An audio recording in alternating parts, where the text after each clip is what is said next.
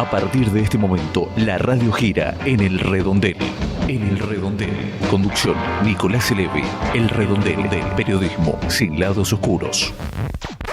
Hola, ¿qué tal? ¿Cómo va? Tanto tiempo aquí. Empezamos. Aquí estamos comenzando un nuevo programa, un nuevo encuentro del Redondel válido entre el 18 y el 25 de mayo, semana de mayo aquí en Buenos Aires, Argentina, año 2021. Durante 60 minutos, una hora vamos a estar compartiendo este regreso, un nuevo regreso de El Redondel, periodismo sin lados oscuros.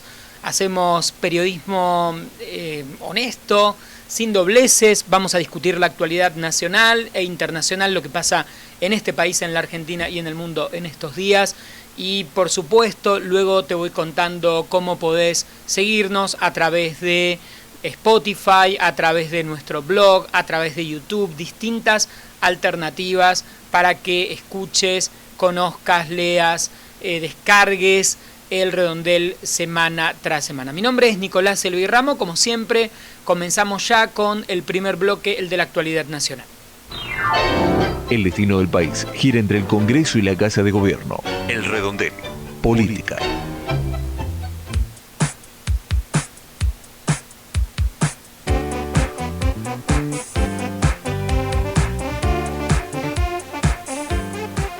Bien, primer bloque del programa.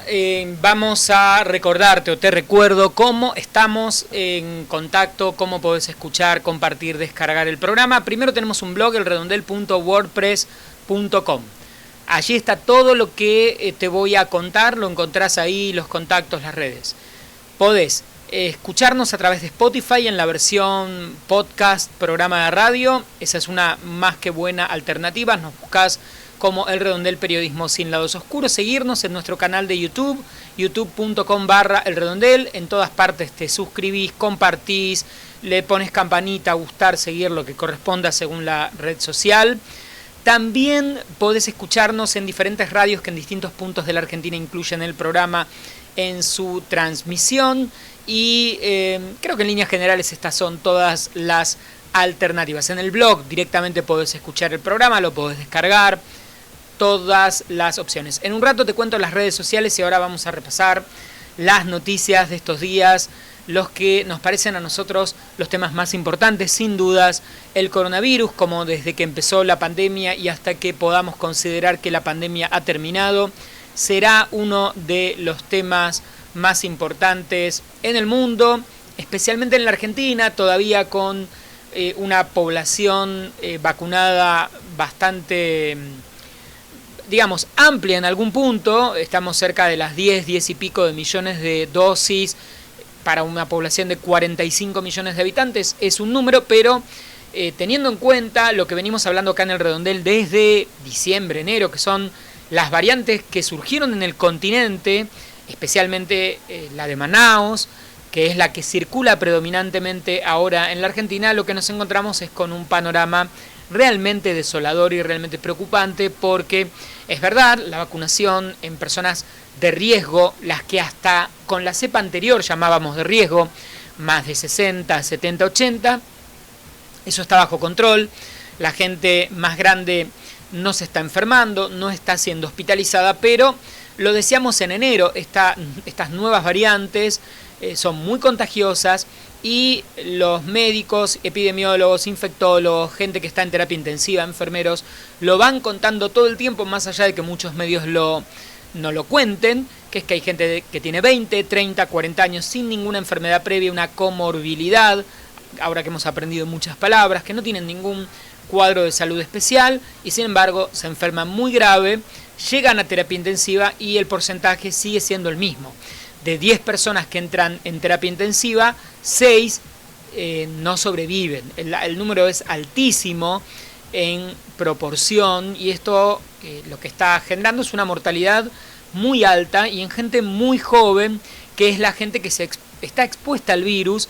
Lo venimos hablando desde el año pasado porque, claro, no hay más cuarentena. Esa cuarentena que frenaba la economía, pero tanto como frenaba la economía, frenaba la circulación del virus. Y ahora la gente va a trabajar, toma transporte público, colectivo, circula, el riesgo de contagio es enorme. Si está en una oficina de 2x2, sin ventilación cruzada, con mucha gente, el contagio o el riesgo de contagio es enorme. Ni que hablar de todo lo que vaya por fuera de eso, que también suma.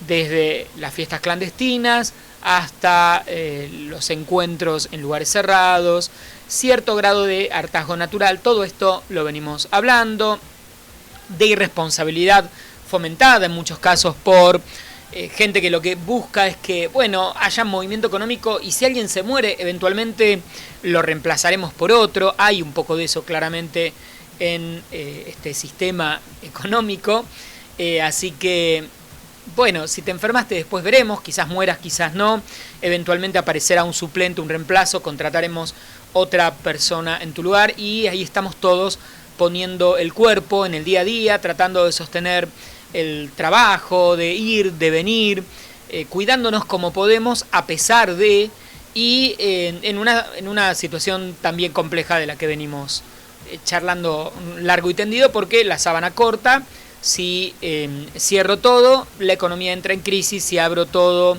la salud se descontrola, e igual, ¿no? Había esta idea de, bueno, probablemente se creía el año pasado, si este año no hacemos cuarentena y tenemos vacunada a la gente de riesgo, la gente joven esto lo va a pasar con liviandad.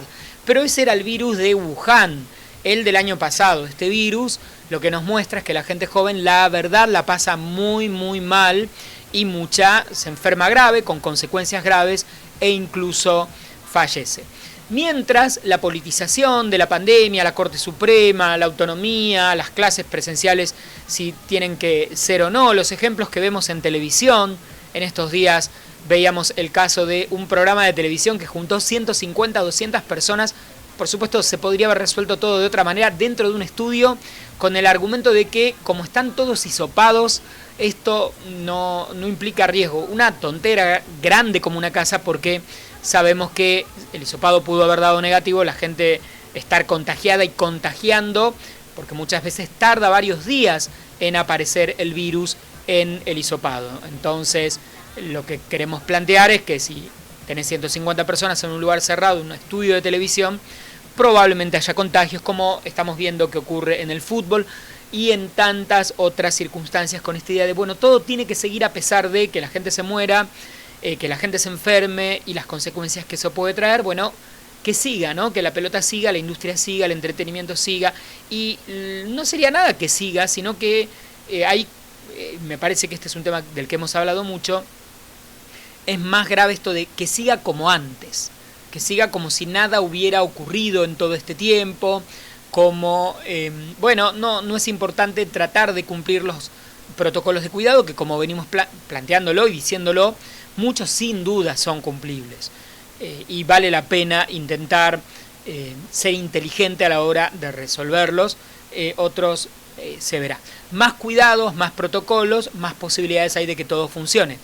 Si las escuelas están abiertas y los chicos, lo venimos diciendo, en el aula mantienen 1,5 metros de distancia, pero cuando salen andan a los besos y a los abrazos, van de una casa a la otra, no tiene ningún sentido abrir la escuela o que haya un protocolo falso si la gente no puede cumplir con otros protocolos. Abrimos la escuela porque es importante que los chicos socialicen, pero para que luego mantengan sus burbujas, cuiden el vínculo con los docentes, cuiden a los padres les enseñen a sus hijos a cuidarse. Esto está totalmente desmadrado, no es solamente un tema argentino, situaciones parecidas hemos visto en otros lados, pero como venimos planteando desde hace rato, a nosotros nos queda cruzar el invierno con este proceso, ¿no? Tratando de no frenar la economía, cruzar un invierno con casos que estallan, con un sistema de salud colapsado, con todas las enfermedades paralelas de las que venimos hablando, ¿no? Accidentes de tránsito, todo el resto que el año pasado se frenó por la pandemia, y ni que hablar de esta paradoja de que los chicos están en la escuela a distancia, y estoy hablando especialmente de nenes chiquitos, escuela primaria en muchos lugares, a distancia y con un protocolo que implica tener todo abierto. Probablemente no tengan COVID, ojalá que no, pero sí una bronquiolitis o cualquier otra enfermedad de invierno que tenga que ver con el hecho de estar a la corriente de aire como en el exterior a las 8 de la mañana en cualquier parte de nuestro país, probablemente con un frío terrible que los enferme. Ni se ha tomado la decisión, por ejemplo, con esto de mantener las escuelas abiertas que funcionen a la tarde, ¿no? Que alguien podría haber dicho con 2 dedos de neurona, bueno, bien, pero no hay clases a la mañana, ¿sí? Sobre todo en escuela primaria, en jardín, solamente a la tarde. La pregunta del millón acá, también lo hemos hablado, es si lo que importa es la educación de los chicos realmente y la sociabilidad, o que el otro lado, el lado B de la escuela, que es que hay muchos padres que si no tienen una escuela o un jardín donde depositar al niño, no hay quien los cuide y no tienen forma de trabajar. Esto también es real, es un problema y hay que plantearlo y reconocerlo. Nos sigue preocupando muchísimo el tema coronavirus, pandemia, todo lo que venimos planteando, la saturación del sistema, el invierno, cómo, tal y como sabíamos, se iba a expandir desde el AMBA un mes y pico después hacia el interior, y todo el proceso de internas. Luego vamos a hablar del conflicto Gaza-Israel o Palestina-Israel, y también, ¿no? Hay realidades como esto sanitario en este contexto, no solo en la Argentina, reitero, no es un tema nuestro únicamente, pasa en casi todos los países, pero en el marco de esto aparece el interés político de ser oficialista, ser opositor, diferenciarme del gobierno, parecerme al gobierno, quedar como el simpático ante mi electorado, quedar como el antipático ante mi electorado, a quién quiero ganar, a quién quiero perder, cómo puedo resolver o entablar una batalla interna con el resto de mi coalición o mi partido para yo posicionarme mejor o en contra.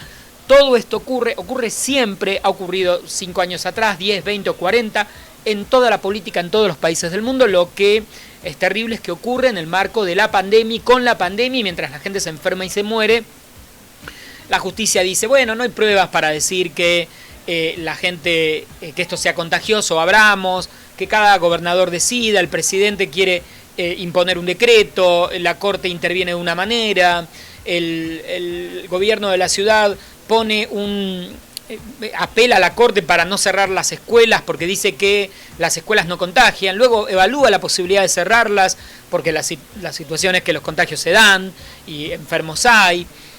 Entonces lo que tiene que ver con la ubicación política, lo mismo ocurrió en Estados Unidos con Trump, que su electorado esperaba que Trump fuera antivacunas, por ende Trump decía eso, aunque mandaba a hacer vacunas rápidamente para vacunar antes de la elección, ese doble juego de Trump, ¿no?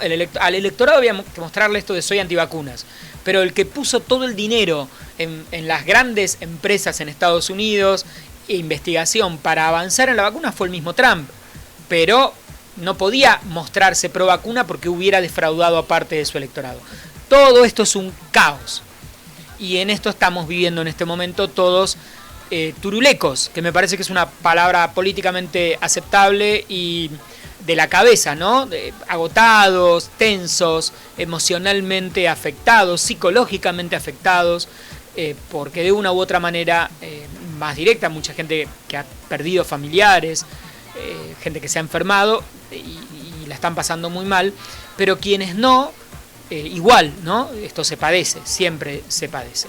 Mientras todo esto ocurre, veremos si finalmente hay un proyecto de ley que permita tener, como en Alemania, algún parámetro claro de cuándo se cierra y cuándo se abre. Ojalá existiera, mientras tengamos pandemia sería muy bueno decir el número de contagios, incidencia, porcentajes, nivel de curva, algún parámetro que haga que las jurisdicciones tengan que tomar algún criterio de tono epidemiológico y no tanto de a mí no me gusta, a mí me conviene, a mí no me conviene.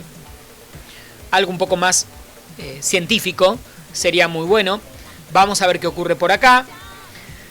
Otros temas, esto como tema coronavirus, que por suerte no para nosotros, luego lo hablamos, en Europa afloja un poco por la vacunación y el verano.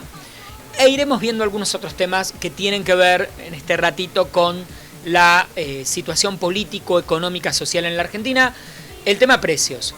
La decisión del gobierno de frenar la exportación de carnes y ver si a partir de acá probablemente la apuesta sea una negociación para tratar de controlar el crecimiento de precios.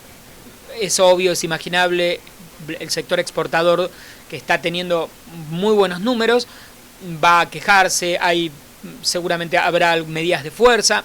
Vamos a ver si esta decisión, teóricamente de 30 días, deviene en algo un poco más sólido y serio, o se queda acá, y claramente no va a pasar mucho si se queda acá. Si es para una negociación, un acuerdo, pensar, resolver, tomar decisiones, ojalá dialogadas en forma conjunta entre las partes involucradas, que permita que los alimentos, la carne y otros tantos alimentos no aumenten tanto en tiempos en que los sueldos están muy bajos. Acuérdense esta teoría que tenemos acá en el redondel. A veces el problema no es que lo que queremos comprar esté caro, es que los sueldos están baratos. Cuando uno convierte a veces algunos números de la economía cotidiana a dólares, a euros, a moneda internacional, quizás son precios similares a otras partes del mundo, pero lo que sí está muy desfasado son los sueldos, los ingresos de la gente, el ingreso común, las ganancias de una pyme, de un comerciante, y el sueldo, el asalariado, el jubilado, en proporción con 5, 6, 7 años atrás, cobra muchísimo menos. Entonces, por eso claramente no alcanza el dinero para la compra de lo cotidiano. Así que ese es un tema del que creo al gobierno le preocupa, está preocupado, a todos, no creo que a nadie no le preocupe, pero como ha ocurrido tantas veces en la Argentina, es un tema muy complejo, muy multicausal, palabra que también está de moda, y nadie sabe muy bien cómo destrabar esto, por dónde ir, ¿no? Es casi como estas bombas en las que tocas algo y se mueve, estalla, o se abre un conflicto más grande, un problema interno con el campo, con la oposición, con los sectores exportadores. Es como una zona de equilibrio, border, y la verdad tampoco queda muy claro ya en tantos años del tema inflacionario en la Argentina.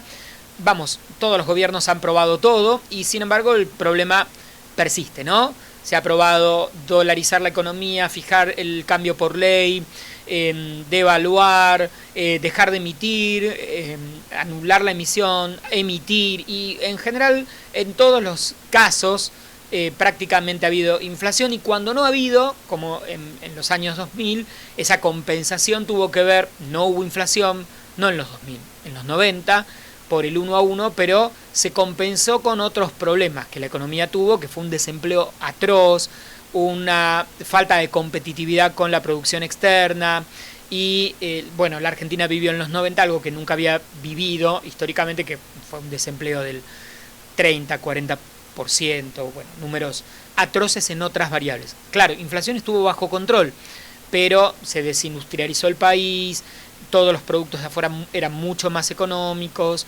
y creció el desempleo terriblemente como consecuencia. Así que es un problema que es histórico en la Argentina y todos dicen lo voy a resolver y nadie sabe realmente cómo. Todos tienen aparte distintos puntos de vista frente al tema. Entra en estos días la ley de góndolas, que ojalá ayude, colabore con el tema precios, porque va a fijar, va a dar un panorama, o la posibilidad de que entren otros competidores en el mercado y más competencia. En general colabora siempre con esto. Y me quedo con dos temas antes de irnos a escuchar un poco de música. La postergación de las elecciones. Acá hay un tira y afloja entre el gobierno y la oposición por la eventual reforma a la ley de la Procuración Fiscal de la Nación, los fiscales, quién va a ser el fiscal a cargo, si hay una reforma ahí que el gobierno quiere. La oposición le dice no vamos a autorizar a correr para más adelante las PASO y las elecciones generales. Ese es un tema. Y el otro, del que se ha hablado bastante, es la hidrovía. Vamos a ver qué ocurre si finalmente avanza la posibilidad de que la hidrovía pase a control del Estado. El corredor que baja toda la cosecha desde el Paraguay y el Paraná al Río de la Plata y al mar para la exportación, que eso está privatizado desde la época del gobierno de Menem. ¿Quién controla? ¿Cómo se controla? ¿Qué se mueve? ¿Si hay contrabando? Es uno de los grandes temas, y habrá que ver en los próximos meses si prospera esto de un mayor control del Estado, una sociedad mixta, se vuelve a privatizar porque se vence esta concesión que se otorgó en el gobierno de Carlos Menem.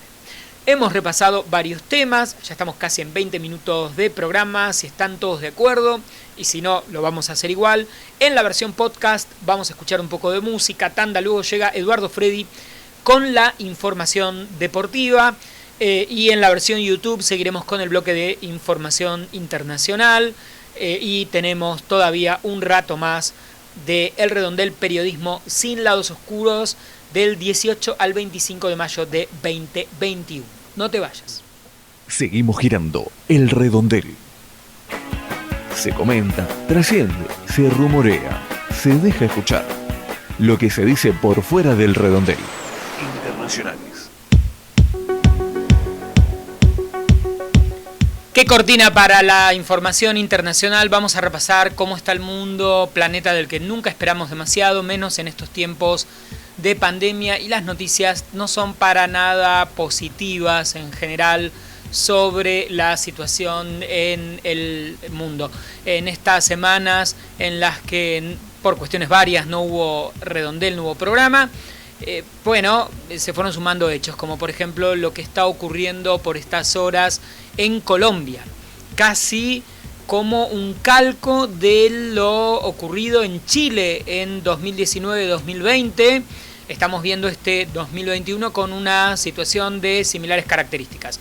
Es parecido el tipo de gobierno, el de Sebastián Piñera con el de Iván Duque, y es sin dudas parecido en esto de que todo se desmadra a partir de lo que podríamos inferir o marcar como un hecho menor. Me parece siempre interesante en política, en la vida en general, cómo a veces este efecto mariposa, ¿no? Un hecho menor, el aumento de algunos pocos pesos del subte en el caso de lo que ocurrió en Chile, que pasó en Santiago, y una manifestación de jóvenes que saltaron los molinetes, devino en lo que terminó la semana pasada, o sigue, no terminó, pero devino en esta elección que va a plantear una constitución y un cambio de paradigma y de forma muy importante en Chile. Quizás el gobierno de Piñera no, diría el Diego, se le escapó la tortuga, no tomó dimensión de qué estaba por ocurrir. Cuando empezó a ocurrir no vio qué era lo que ocurría,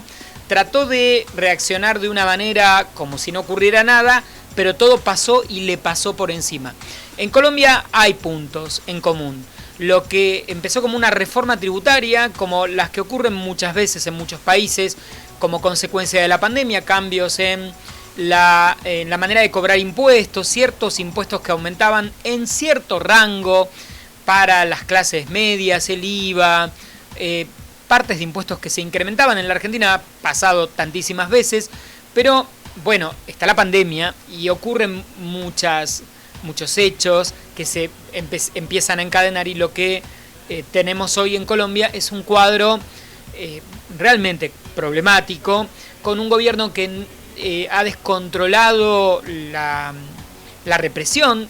Los gobiernos tienen el derecho a reprimir cuando se pone en riesgo la propiedad privada, cuando hay cierto descontrol en la calle. Por supuesto, la pregunta que debemos hacernos es cómo se da esta represión, ¿no? No es lo mismo el gas lacrimógeno o tratar de dispersar manifestantes. Hay distintas técnicas para esto que las fuerzas del orden, de seguridad, policiales conocen en todo el mundo, que directamente dispararle a la gente, o directamente disparar con balas de goma o de plomo, o lo que está ocurriendo en Colombia, que incluye, por ejemplo, paramilitares, que es algo que Colombia tiene una larga historia, ¿no? Porque en Colombia el narcotráfico, la guerrilla, el paramilitares que luchaban contra la guerrilla, demasiada gente armada en situaciones no muy claras y jugando a veces al mejor postor. Esto es algo que ha ocurrido a lo largo de la historia de Colombia durante muchos años. Hay que recordar que Colombia tiene uno de los conflictos armados más largos, ha tenido durante buena parte del siglo XX, con distintos grupos subversivos, guerrilleros, usen el término que quieran, grupos de izquierda radicalizada, que en buena parte de la región fueron desapareciendo, tuvieron su auge en los 60 y 70, y que luego, de distintas maneras, un poco se desvanecieron o se integraron en la sociedad civil, o fueron desaparecidos y masacrados por las dictaduras de los 70, claramente. Pero Colombia, esta situación conflictiva se prolongó, siguió existiendo, aparecieron los paramilitares. Hoy Colombia vive una situación de descontrol con denuncias de violaciones de derechos humanos de organismos internacionales, de gobiernos cercanos, como el de Estados Unidos, al gobierno de Duque en Colombia, con acusaciones de policías violando jóvenes en las calles, asesinatos, desaparecidos, más de 50 muertos, un número enorme de personas desaparecidas en estos días de manifestaciones, huelgas, marchas. Y hay un punto en común que es la gente joven, parecido a lo que ocurrió en Chile, y mucha gente joven en la calle, gente de las clases medias, altas, bajas, universitarios, algo muy transversal, muy heterogéneo. También se parece en esto de que los colombianos han tenido la sensación de que para enterarse qué estaba ocurriendo en las calles, en los vecindarios, qué era lo que estaba pasando, había que recurrir a redes, a periodismo independiente, porque de alguna manera los grandes medios no han tratado el tema, parecido a lo que ocurrió en su momento en Chile, la sensación de que mucha gente tenía de que había que enterarse por otro camino, que la verdad las cámaras no muestran o no mostraban o no cubren en su totalidad, o que los hechos son muy graves y quedan invisibilizados. Así que sin dudas la pandemia, la crisis económica, consecuencia de la pandemia, la historia particular de Colombia, como la Argentina tiene la nuestra y Brasil la propia, cada país tiene sus dolores, sus angustias, sus relaciones internas, sus temas que a veces quedan ahí pendientes.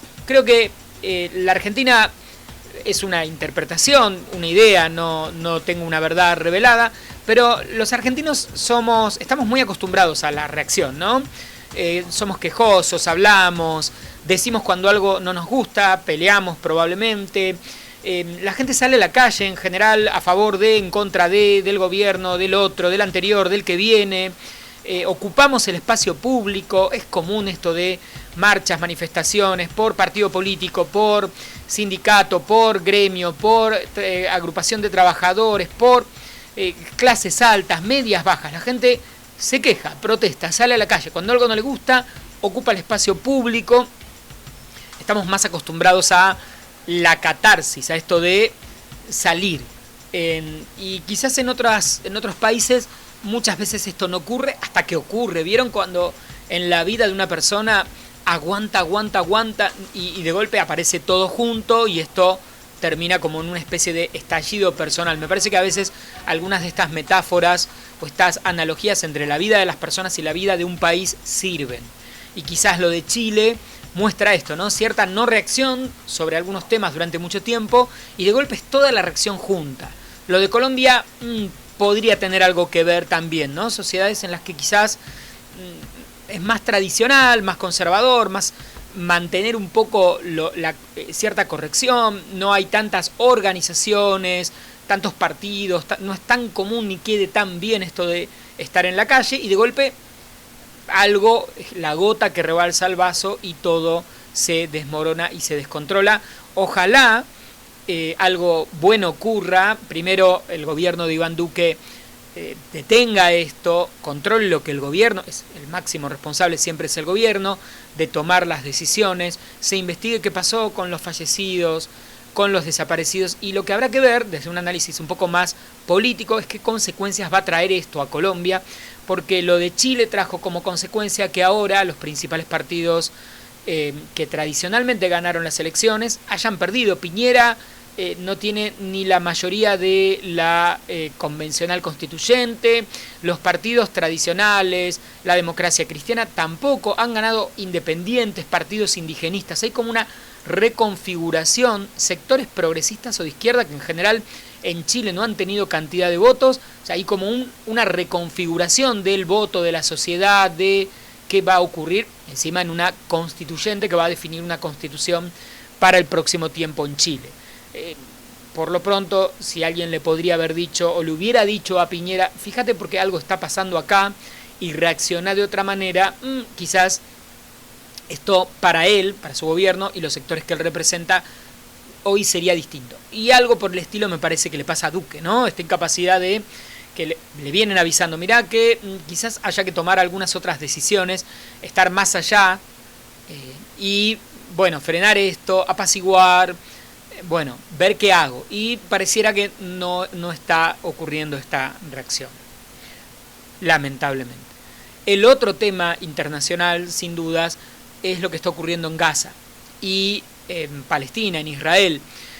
Es un tema siempre intenso, largo porque viene desde prácticamente la conformación del Estado de Israel, el movimiento de los palestinos que allí vivían cuando se forman los dos estados, las guerras sucesivas que se van dando entre los países vecinos e Israel.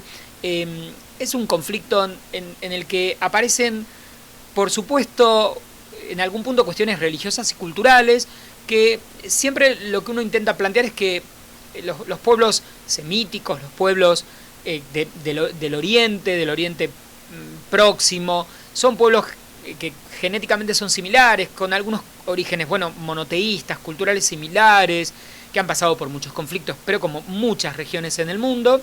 Y bueno, lamentablemente, más allá de que en la convivencia hay mucha gente, muchos palestinos e israelíes que trabajan juntos, que conviven, que no tienen problemas, que esto funciona en forma armónica. Hay ciudadanos árabes palestinos nacidos en Israel, pero hay un tema ahí, por supuesto, los nacionalismos.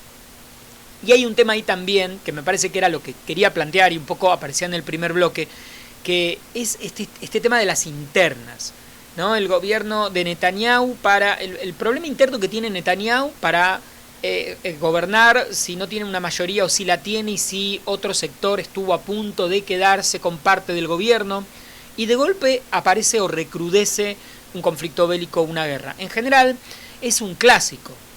Esto es un clásico, lo hemos visto cuando la junta militar invadió Malvinas, pensando que si ganaba se podía quedar en el poder, o cuando Margaret Thatcher, que venía desgastada internamente, esta guerra que termina ganando la beneficia, porque otra vez el efecto mariposa, gana la guerra y a partir de ahí su carrera política se consolida. Así que hay esto, es un tema que me parece interesante analizarlo, la interna de la política israelí y la interna de la política en Gaza y el universo palestino, entre la OLP, Hamas, un sector un poco más conciliador, un poco más más confrontativo el otro, que también se posicionan, ¿no? Como quién representa mejor los intereses, quién gana más espacio, si confronta. Siempre que hay un conflicto bélico, la pregunta que habría que hacer es a quién beneficia. Por supuesto, a los sectores militares, a los que venden armas, a ambas partes, y a los... La pregunta que uno debería discutir es a quiénes, en este universo, en este concierto de naciones o de países, a quiénes les conviene que en serio esto se mantenga y se sostenga en este estado. A quiénes, empresas, países, gobiernos, realmente les conviene un conflicto permanente en esa zona entre Israel y Palestina, y quizás si empezamos a tirar de esta soga, a quiénes les conviene internamente en ambos bandos sostener el conflicto. Mientras tanto, los civiles, mientras tanto, las personas del día a día, la gente que queda sin acceso a la alimentación, a la comida, en situaciones muy marginales, con muchos menos recursos, lo sabemos del lado palestino de esta historia, porque es un pueblo que no tiene ni los recursos, ni la economía, ni la capacidad de defensa que tiene Israel. Eso lo vemos con los números de fallecidos. Las condiciones de vida en Gaza, en Palestina, son muy complejas. Y bueno, toda esta política de apartheid, de cerramiento, de casi muy muro de Berlín, que de hecho es muy muro de Berlín, muros dividiendo de un lado unos, de un lado otros, y por supuesto, quién se expande más o quién no logra limitar o controlar esa expansión. La pelea por la tierra, que es un clásico desde que existen las guerras. Grandes temas para pensar, para informarse, para averiguar, para investigar, porque es muy complejos, son temas súper heavies, intensos, pero me parece que si saltamos un poco por arriba de esta historia, quizás miremos todo este este lío o este entuerto con esos ojos y podamos entender la complejidad. Ya estamos casi terminando el programa, no te vayas, hacemos los últimos minutos. El Redondel, un espacio que nos incluye a todos. elredondel@yahoo.com.ar.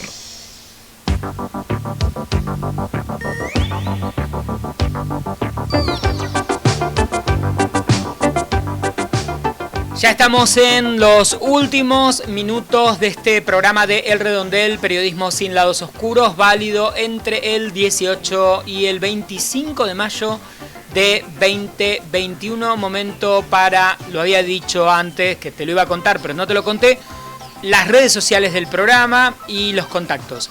Nos encontrás en Twitter y en Instagram como @elredondel, es muy fácil, @elredondel.